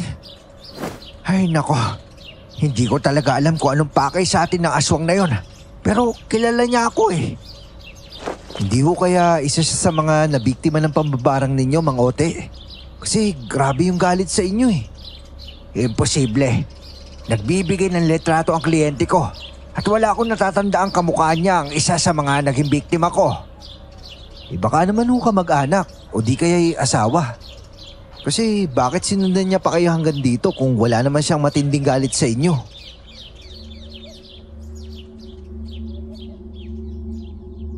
Laman ng isip ko ang sinabing yun ni Dondon hanggang gumabi. Kaya mabilis din tuloy akong nakatulog noon. Pero bigla na lamang akong nagising nang may marinig akong kumalabog sa dingding. Umuga pa nga ang kubo kaya pati si Dondon ay nagising din. Langya, ano yun? Hindi ko rin alam eh. Nagulat nga din ako eh. Teka, narinig niyo ba yun? Ha? Yung alin? Parang may narinig po akong batang sumisigaw. Teka, si Jelay!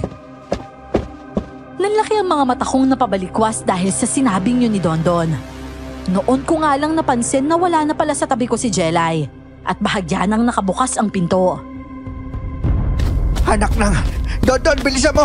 Kunin mo yung pangontra at sundan natin si Jelay! Diyos ko naman, yung batang yun, oo! Oo, sige ho, Mang Ote! Nagmamadali kong kinuha mula sa taas ng tukador ang buntot pagi at saka mabilis na tumalilis palabas ng bahay. Maliwanag ang sinag ng buwan kaya hindi kami masyadong mahihirapan na makita ang paligid. Doon po tayo, Mang Ote. Doon ko po narinig yung sigaw kanina. O sige, tara! Diyos ko naman, Sana walang masamang nangyari kay Jelay. Sana nga, iho. Hindi ko talaga mapapatawad yung sarili ko kapag napahamak siya. Habang tumatakbo ay hindi ko maiwasang mapaluha dahil sa kabang bumabalot sa dibdib ko. Muntika na kasing mawala sa akin si Jelay dahil sa pagkukumbulsyon niya na dulot ng sintomas ng pagkaaswang niya. Tapos ngayon naman, tatangin na naman siya ng isang aswang.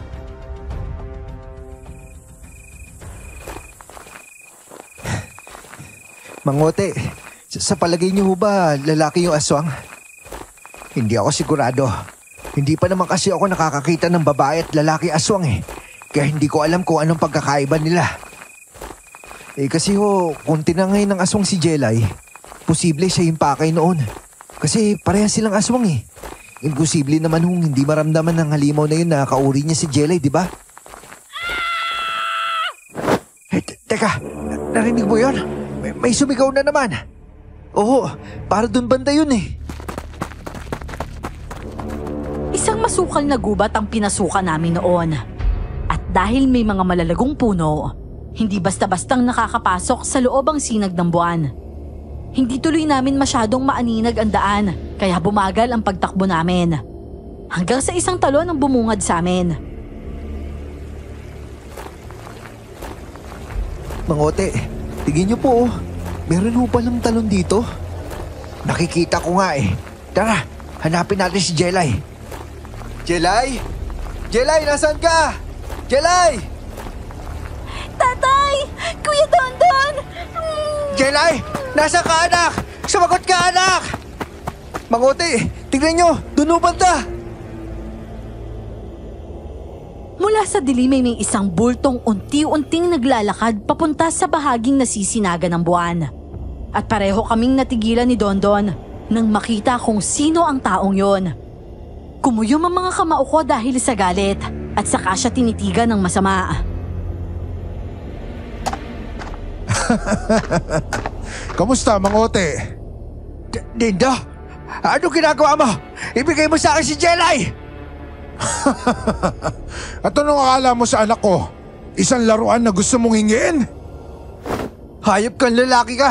Sabi ko na nga ba, nagpapanggap ka lang mabait eh! Ibigay mo sa amin si Jelay! Hindi mo ba narinig yung sinabi ko, Dondon? Anak ko si Jelay!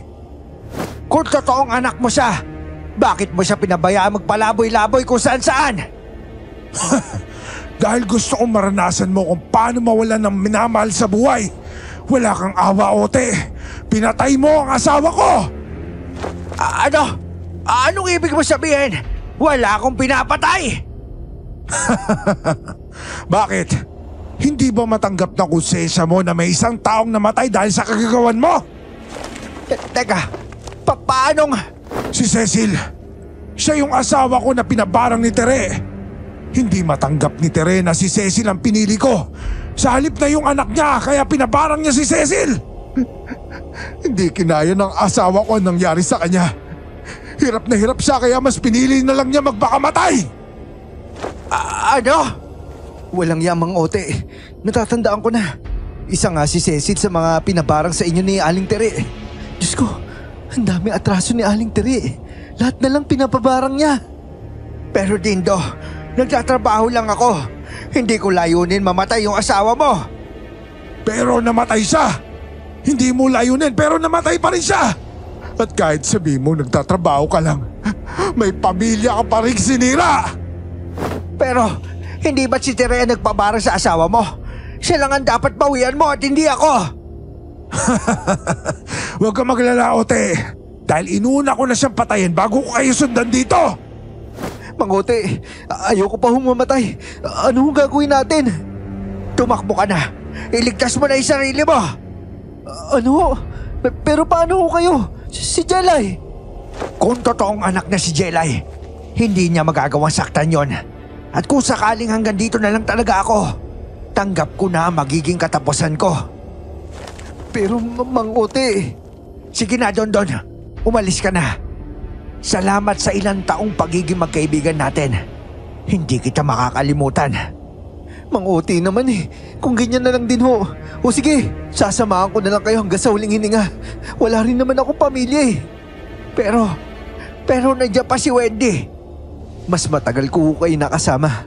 At parang tatay na ang turing ko sa inyo. Kaya kung papipiliin man ako, mas gugustuhin ko na lang po mamatay na kasama kayo. Napangiti ako dahil sa sinabing yun ni Dondon.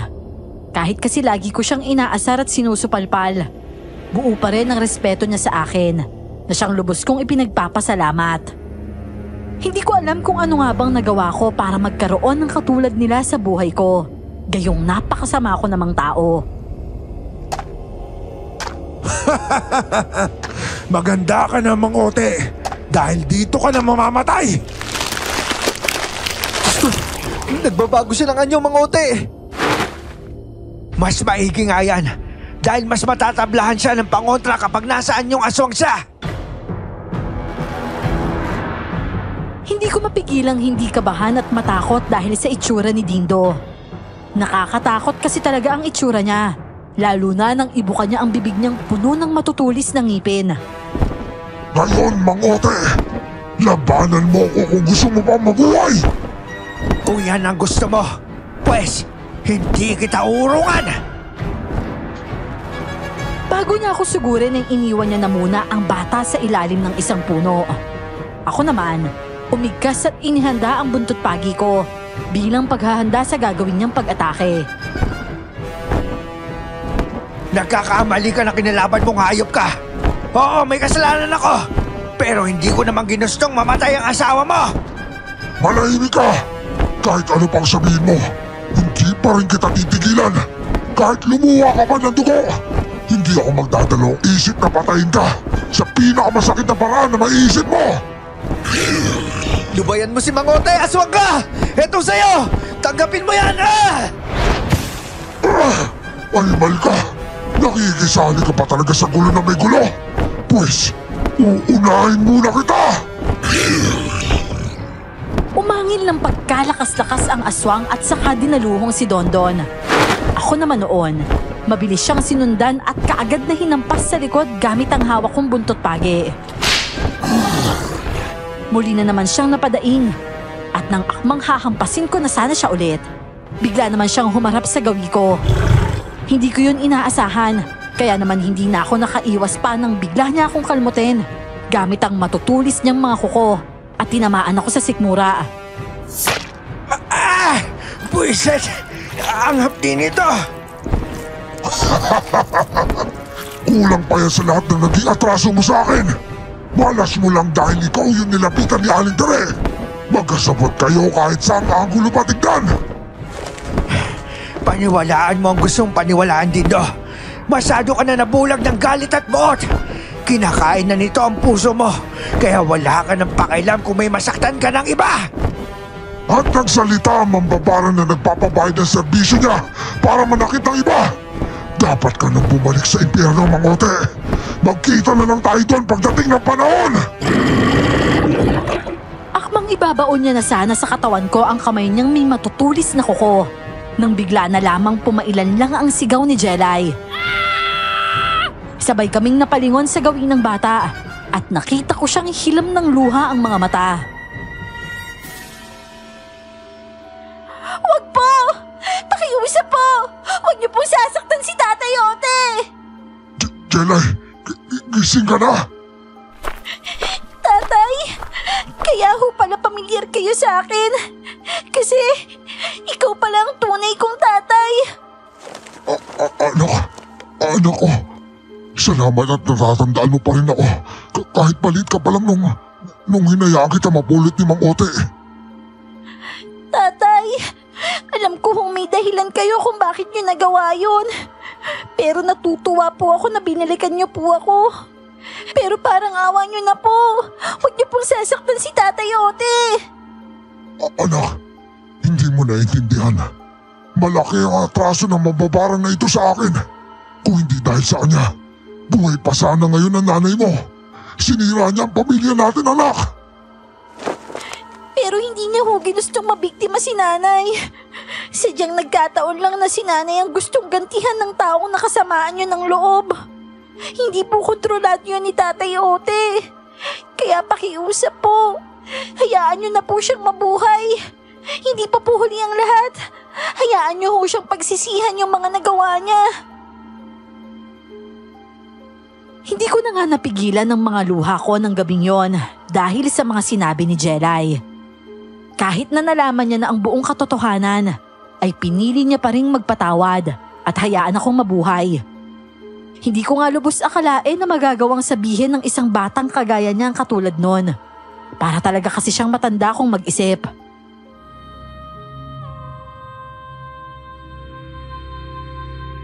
Magpasalamat ka, Ote. Mahal ko ang anak ko at ayaw ko siya magtanim ng galit sa akin. Dahil lang mas pinili kong patayin ka. Maraming panahon ang nasayang sa amin ang anak ko at hindi ko hayaang magkalayo pa kaming dalawa. Dindo, maraming salamat sa'yo. Pero pinapangako ko sa iyong hindi mo na ulit makikita si Jelay. Tama na yung ilang taong pagsubaybay ko sa inyo. Hindi ko na kaya makita pa na masaya kayo samantalang ako nagdurusa dahil hindi ko man lang nagawang yakapin yung anak ko. Kagad na nagbago ng anyo si Dindo noon at bumalik sa pagiging katawang tao niya. Punit-punit na nga lang ang damit niya dahil nga sa paglaki ng katawan niya nang mag-anyong aswang siya. Tara na anak, uwi na tayo. Pero Tatay Dindo, ayoko pong iwan si Tatay Ote. Hindi ho ba pwedeng magkakasama na lang tayong lahat? Jelay, hindi pwede. Hindi ko kakayanin gumising araw-araw at tumira sa isang bahay na kung saan makikita ko yung isang taong nagpapaalala sa akin ng masaklap na sinapit ng nanay mo. Pero Tay, ayoko pong iwan mag-isa si Tatay Ote. Jelay, sige na. Sumama ka na sa kanya. Siya yung tunay mong ama. Kaya marapat lang na sumama ka sa kanya. Pero Tay... Don, tara na. Umuwi na tayo. Tatay naman oh. Sumama na lang din po kayo sa amin. Patawarin mo ako, anak. Pero wala akong karapatan pigilan ng tatay mo sa gusto niya mangyari. Pero masaya ako sa ilang taon na naranasan ko kung paano magkaroon ng anak. Mahal na mahal kita, Jelay.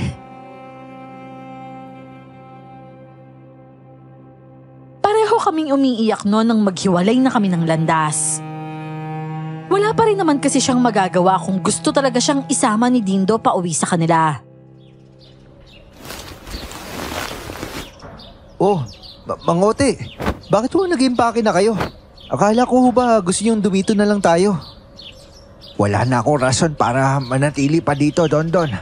Maaalala ko lang yung mga nangyari. Pero, Mangote, dito ho magagawa natin magbagong buhay. Pwede ho tayo magtrabaho sa karinderya ni na Wendy para may mapagkuhanan tayo ng panggastos natin. Tayong dalawa na lang kasi magkasama sa buhay eh. Tumatanda na rin ho kayo. Bakit hindi nyo na lang ho gawin yung mga bagay na higit na makakapagpasaya sa inyo? Don, abay habang tumatagal, nagiging katunog mo na si Jelay ah. Speaking of Jelay nga pala, kamusta na kaya siya no? Namiss ko na tuloy kaagad yung batang yun. Ay nako.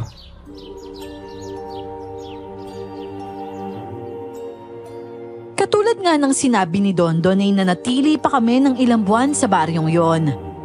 Hindi na rin kami pinagbayad ni Ka Felipe ng renta dahil alam niyang tumigil na ako sa masamang ginagawa ko.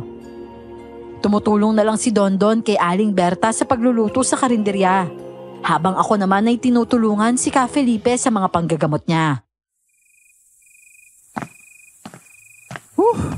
Nakakapagod tong araw na to. Daming customer kanina sa karinderya. Aba, pares lang naman tayong pagod. Abay, ang dami kayang pumipila sa pwesto ni Ka Felipe sa bayan para magpagamot. Pero, aminin niyo ho, Mangote, mas masaya yung trabaho natin ngayon kaysa sa dati, no? Kasi alam natin na wala tayong maagrabyado. Tama ka nga, Don. O siya, matulog na tayo at maaga pa tayo gigising bukas. Kaya nga ho eh. Good night ho, Tatay Ote.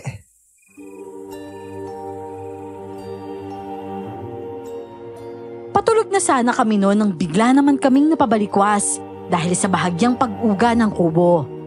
Hanggang sa ilang sandali pa, saka naman pumailan lang ang sunod-sunod na alulong ng mga aso.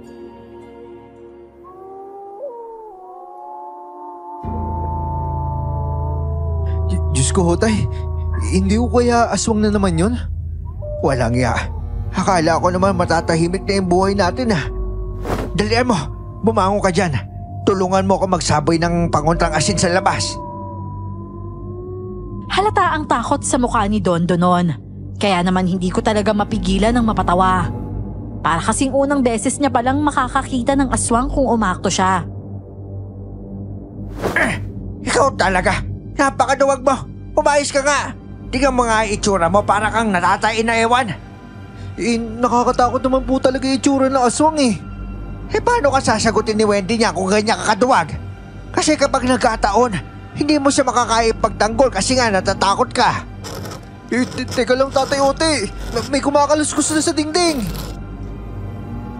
Kaagad kong inilabas ang buntot pagi ko sa kabinuksan ng pinto. Lumabas ako ng bahay para tingnan kung sino man ang nananakot sa amin. Hanggang sa mapalingon na lang ako kay Dondon nang bigla siyang sumigaw. Aswang, Tatay Ote! Alisin niyo itong aswang sa likod ko para awa niyo na!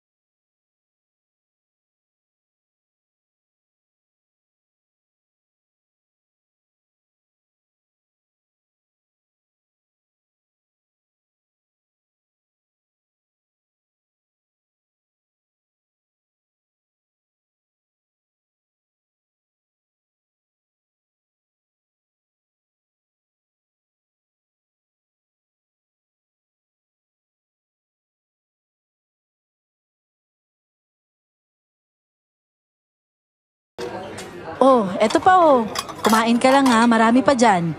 Grabe. Dumating lang si Jelay, naitsipwera na kagad ako. Hindi man lang ako naalalang yayain kumain. Grabe ka naman, Dondon. Pati ba naman bata pagsisilosan mo? Bakit, Kuya Dondon? Kayo na hubang dalawa? Aha? Ano? Nay Berta, kukuha na po ako dito ng kanin tsaka ulam Siya, sige lang. Kumuha ka lang. Hindi ko na pala kailangang magtanong Obvious naman na po kasi Basta po, flower girl po ako kapag kinasal kayo Ay, nako. Malayo pang mangyari. Alam mo naman itong Kuya Dondon mo. Siya, kumain ka na dito, Ote. Paglipas nga ng mga ilang araw ay hindi na rin naitago pa ni na Wendy at Dondon ang relasyon nila. Tanggap naman yun ni Berta. Kaya naman 1 taon lang ang itinagal ng relasyon nila bilang magnobyo at nagdesisyon na rin silang magpakasal. Anak, congrats Sa wakas, magkakaroon ka na rin ng sarili mong pamilya. Tay naman pinapayak niyo naman ako mamimiss ka po kasi ni tatay, kuya. Siyempre, sa ibang bahay ka natitira eh. Parang naman ang layo ng bahay namin. Diyan lang naman kami sa tabing karinderya oh. Pero natutuwa ako, kuya. Kasi sa wakas, nahanap nyo na rin po yung daan papunta sa tuwid na landas. Pinagmamalaki ko po kaya kayong dalawa. Kayo ni Tatay Ote. Ay nako, mayakap nga ako sa dalawa anak ko. Alam nyo, masaya ako na dumating kayo sa buhay ko. Kahit na hindi tayo tunay na magkakadugo, pinaranas nyo sa akin ang pagmamahal na para isang tunay na pamilya. Sa ngayon po, Miss Gloria, ako na ang pumalit kay Ka Felipe sa pagiging albularyo niya. Sinalo ko na kasi ang tungkulin niya bago pa man siya mawala. 3 taon na ang nakakaraan. 2 na rin kasi ang anak ni na Wendy at Dondon. At masaya akong makita silang masaya na sa pamilyang meron sila.